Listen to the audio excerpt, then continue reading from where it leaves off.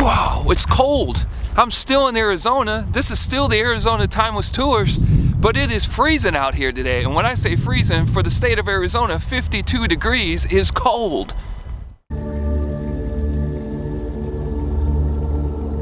I am out here in a very unique spot here in Mesa, Arizona. A lot of people do not know about this site. It's smack dab in the middle of downtown Mesa, Arizona. You won't believe it, so stay tuned for this episode of the Arizona Timeless Tourist.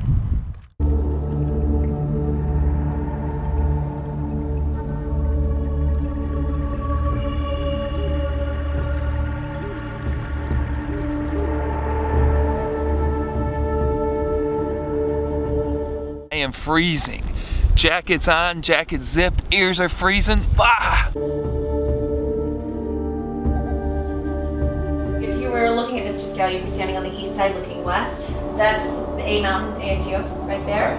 Those smokestacks, kind of the downtown area where that kind of begins, Mesa Grande. This is where Papago, Camelback would be. This is the Salt River, and South Mountain would be right over here. They dug over 500 miles of canal here in the Phoenix Valley, which is incredible for a couple of reasons. One, they use stone tools, which is amazing, and their stone tools were really complex. Some of them were really beautiful. I have a couple you can look at over there.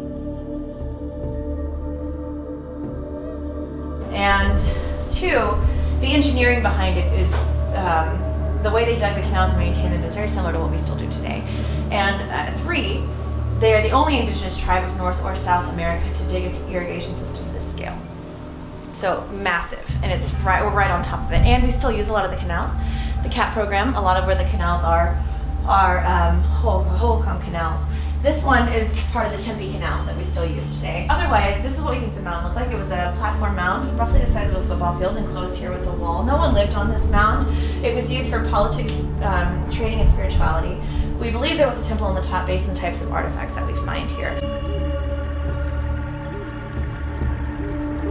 The city purchased this land in the 80s to preserve it. A lot of people used to come out here and camp and dig around for stuff and take things that they'd found before it really became a site to be preserved, I guess. Now this is really cool. That we do know that over here is the shooting gallery, and I can show you a picture of that over there.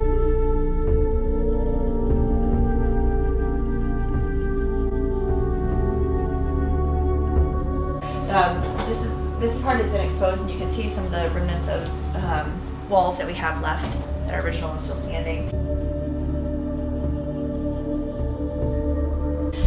These pit houses were all excavated around the 50s. We have, I think it's this one that's still open. You can actually see it.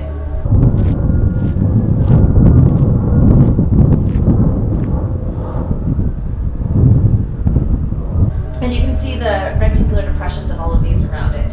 And you're standing right about here. Okay. Just for reference.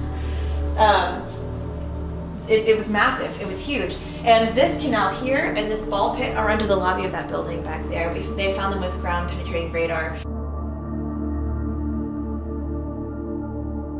These here are hornos, or earth ovens.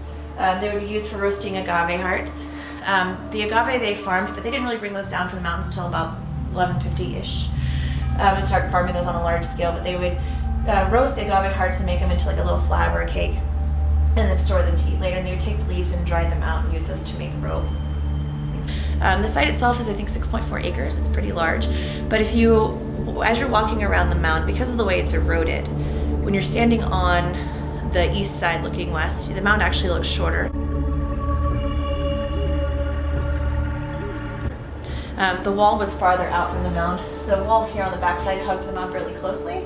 And over here, when you're walking, you're actually standing on part of what's eroded down into this area. Now, this has all been found. Part of this is actually under that street, under Date right there. And we call this the ticket, because we found all of this there. So, yeah.